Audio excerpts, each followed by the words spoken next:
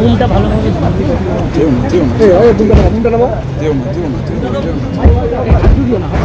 যাইস না, যেও না দাদা,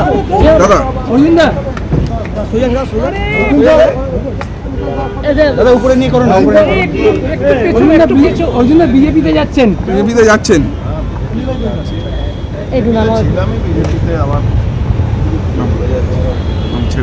দিল্লিতে কার সাথে দেখা করতে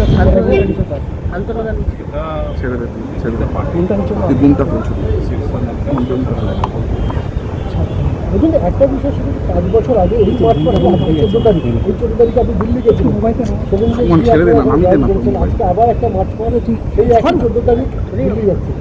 বলবেন মানে তৃণমূলে ফিরে আসাটা 100% ভুল ছিল। এটা গুড লাক আমার জানে কি আজকে 14 তারিখ সেম ডে আজকে আবার আমাকে দিতে হলো। এই আমার জীবনের জন্য গুড লাক। আমি মনে করি যে রাজনীতি ভুল করেছিলাম, সে ভুলটা আর জীবনে যাতে না করতে পারি ঠাকুরের কাছে প্রার্থনা। আপনি টিকিট পাওয়ার ব্যাপারে কতটা আশাবাদী? দেখুন, টিকিট পাওয়া নিয়ে আমাদের দলে সবটাই সর্বোচ্চ নেতৃত্ব ঠিক করে, সেটা আমার। কিন্তু আমি তৃণমূল কংগ্রেস ছেড়ে দিচ্ছি, আমি বিজেপি করব, এর জন্যে আমি আবার যাচ্ছি। আপনার সঙ্গে আর কে যাচ্ছে? আর কোনো নেতৃত্ব যারা যোগ দিতে যাচ্ছে? আমার সঙ্গে কে যাচ্ছে সে আপনারা এখানে আছেন, যেখানে নেতৃত্ব যাকে গ্রিন সিগন্যাল দেবেন সেই যাবে। ওই জন্য গতকাল আপনি বলেছিলেন যে তৃণমূলে যাওয়াটা ভুল হয়েছে, কিন্তু 21-এর পর কর্মীদেরকে বাঁচাতে 20 লাখের টাকা খরচ করতে আপনি যেতে হয়েছিল আপনাকে। এইরকম পরিস্থিতি যদি 24-এর পর আবার হয়, সেক্ষেত্রে আবার আপনি তৃণমূল ফিরবেন? মৃত্যুবরণ করব, লড়াই করব। 21-এর যে ক্ষতি হয়েছিল মানুষের, যদি আবার চেষ্টা করে তো ইঞ্চি ইঞ্চি তার জবাব দেওয়ার জন্য আমি রেডি থাকবো। মৃত্যুবরণ করার থেকে লড়াই করে মৃত্যুবরণ করাটা। অন্য প্রশ্ন করবো, লড়াইটা কতটা কঠিন হবে? লড়াইটা কোনো কঠিন নেই। পার্থভূমিক তিনি সারা জীবন মানুষকে কাটি করে গেছেন।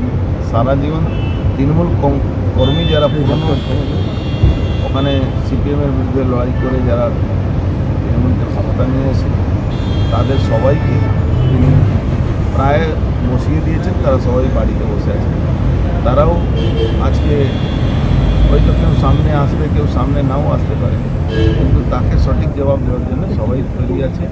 আমি আহ্বানও করেছি এই ধরনের মানুষকে, এই সিন্ডিকেট চালানো মানুষকে, এই পুরো ব্যারাকপুর শিল্পাঞ্চলটাকে শেষ করে দেওয়ার মানুষকে কোনোদিন ক্ষমা করা উচিত না।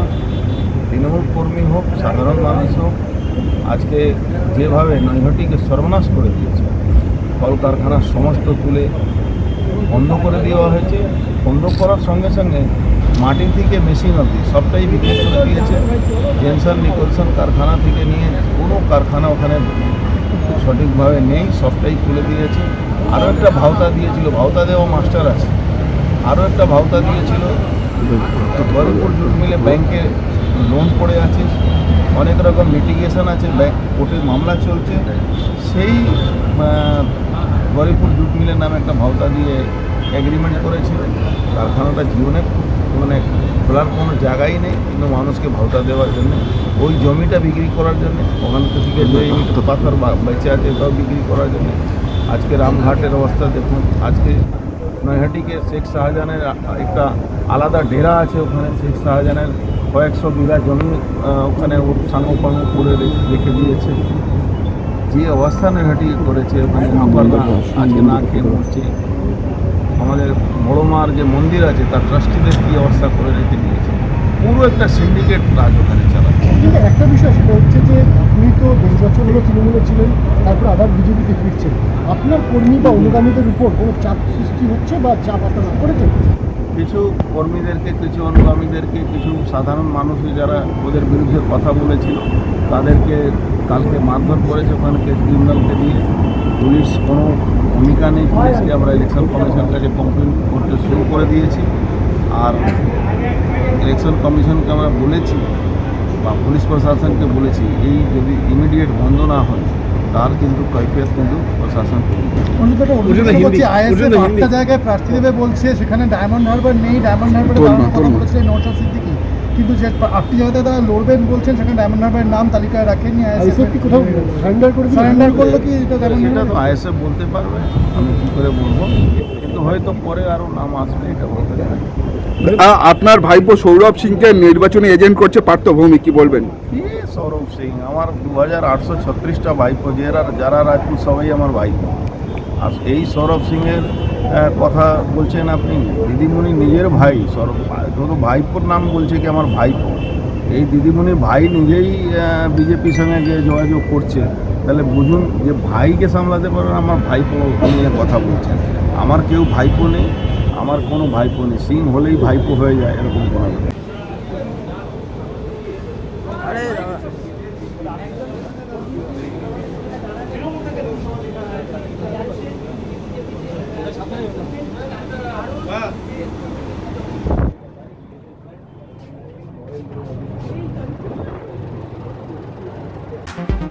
Thank you.